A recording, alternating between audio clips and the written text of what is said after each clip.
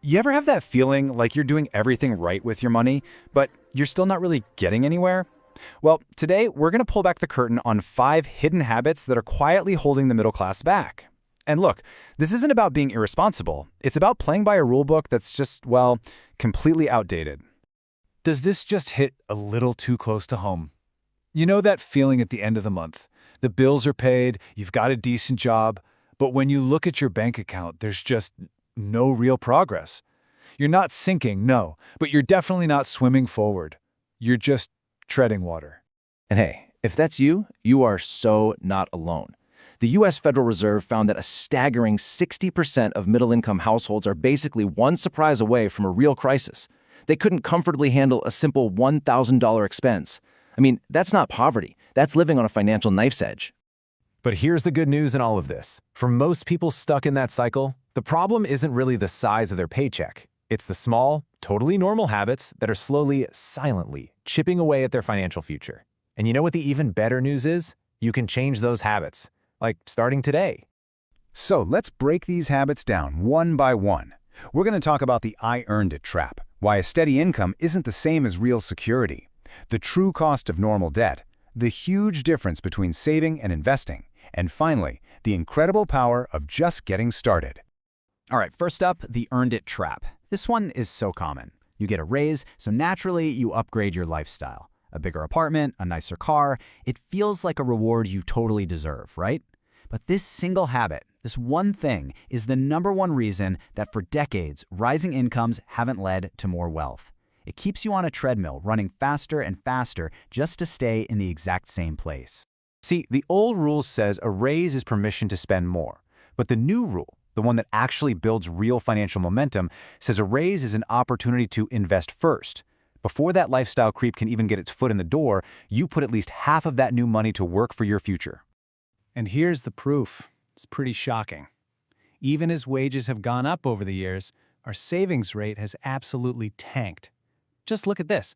Back in the 70s, people were saving 10 to 12% of their income. Today, it's often less than 5%. We're earning more, but we're actually making less progress. It's wild. And this is what that lifestyle creep costs you. A simple $6,000 annual raise, if you invested it, could be worth over $86,000 in just 10 years. Let that sink in. Instead, we trade all that future wealth for small, immediate upgrades that, let's be honest, we barely even notice after a few months. So how do you break the cycle? It's actually pretty simple. 2 rules.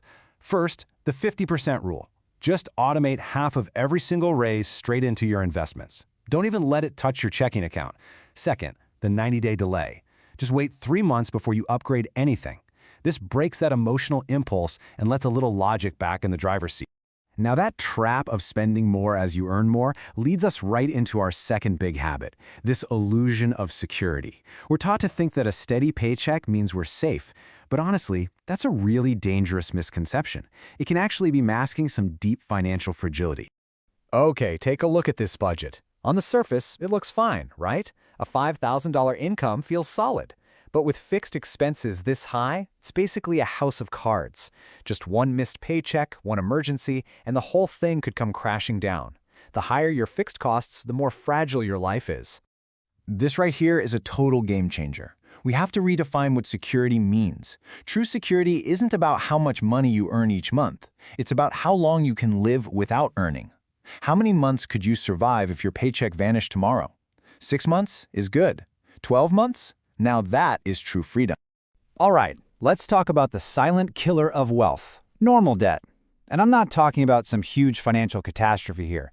I'm talking about the everyday stuff, the car loans, the credit card balances that we've all just kind of accepted as a standard part of life.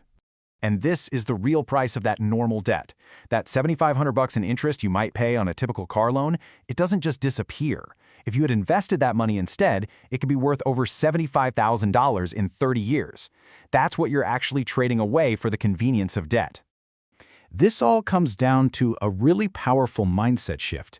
Instead of asking, can I afford the monthly payment? You got to start asking, what is this costing my future self? That one question can literally change everything. Then you can get laser focused on knocking out that high interest debt and start building your future instead of just paying for your past. Now for a habit that even the most responsible, financially savvy people fall for: saving without investing.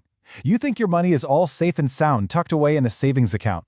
But in reality, it's actually losing value every single day. There's a silent tax that's eating it away. I mean, this chart says it all, doesn't it? Your savings account, that first little bar, is just getting crushed in the race against inflation, that second bar. Every single year, your money buys less than it did the year before. To actually grow your wealth, you have to outpace inflation by investing. You know, the real risk isn't in the market. The real risk is doing nothing at all. So, the solution is actually pretty simple. You give every single dollar a specific job. Bucket number 1 is your emergency fund. You keep that safe and liquid, easy to get to. Bucket 2 is for short-term goals, like a down payment on a house. You want that in a low-risk account. But bucket 3, that's for your long-term wealth, for freedom, for retirement. That money goes in and gets invested for growth. It's really that easy.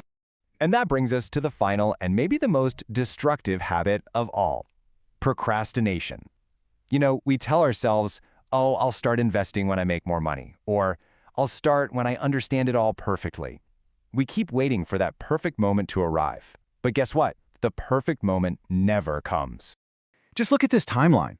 This is the absolute magic of compound growth. Person A starts at 25, investing just $300 a month. Person B waits until 35, but to make up for it, they invest double the amount, $600 a month. By age 65, person A, the early starter, has almost double the money. How? Because time is your most powerful asset. Don't waste it. This is so important. You really have to let this one sink in. Don't wait around for clarity to strike you like lightning. You have to create it yourself. Take small, imperfect actions. You'll learn and adjust as you go. Trust me, momentum is a way better teacher than another book or another video will ever be. So let's recap the new rules. First, treat every raise as an investment opportunity. Second, measure your true security in months of freedom, not in dollars of income. Third, see casual debt for what it is, a theft from your future self. Fourth, give every dollar a job. And most importantly, start imperfectly, but for goodness sake, start now. Look, this isn't about getting rich quick. It's about building a life that has more freedom, more options, and a whole lot less stress. So forget about trying to overhaul everything all at once. Just ask yourself this one simple question. What's one small shift you can make this week to start building that better future? The power, believe me, is in your hands.